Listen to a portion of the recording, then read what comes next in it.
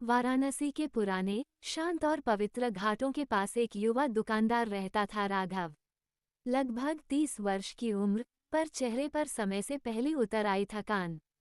घर में बीमार माँ, ऊपर से बढ़ता कर्जा और बैंक का सख्त नोटिस कि 2 दिनों में पैसे नहीं मिले तो दुकान सील कर दी जाएगी।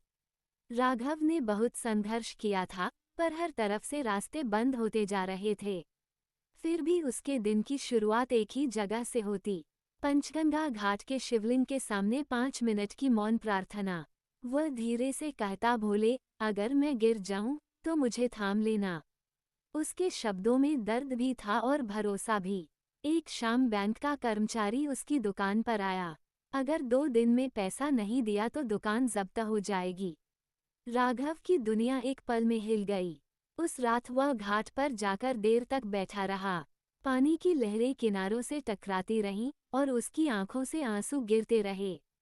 वह टूटी हुई आवाज में बोला, भोलेनाथ, क्या मेरी आवाज आप तक नहीं पहुंचती? उसने अपनी पीड़ा गंगा की हवाओं में छोड़ दी। अगली सुबह वह हमेशा की तरह घाट पर बैठा था। तभी लगभग 10-12 साल की एक छोटी बच्ची उसके पास आई। उसके हाथ में एक त्रिशूल वाले लॉकेट की माला थी। बच्ची मुस्कुराते हुए बोली, चाचा, यह आपको दे दूं। महादेव ने कहा है कि आप डरिए मत, सब ठीक हो जाएगा।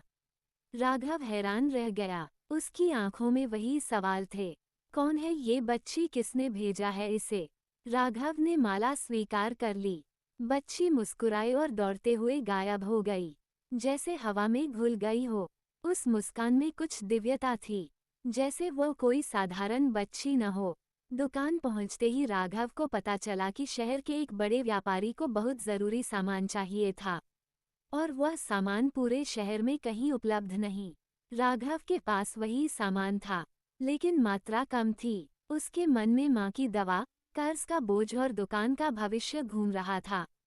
उसने माला को छूकर बस इतना कहा, जो आप चाहेंगे भोलेनाथ, वही होगा। कुछ ही देर में सारा सामान बिक गया। व्यापारी इतना खुश हुआ कि उसने अगले 7 महीनों का एडवांस ऑर्डर दे दिया। राघव की आंखें नम हो गईं। उसकी बूंदों जैसे चमकते आंसू। उसी शाम राघव फिर घाट पर गया। गंगा शांत थी, हवा में भक्ति की गूंज थी। राघव ने हाथ जोड़कर कहा, भोलेनाथ, आपने मेरी सुन ली।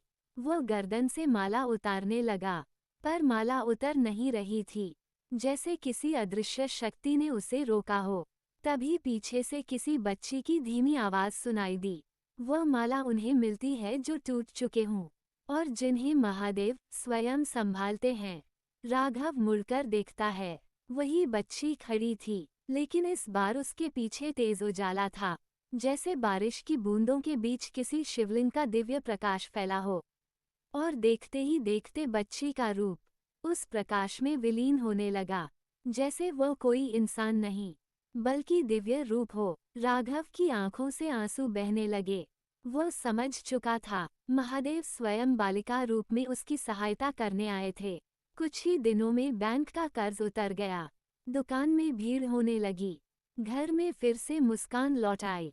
माँ की सेहत सुधरने लगी, पर वह त्रिशूल वाली माला आज तक राघव के गले से नहीं उतरी।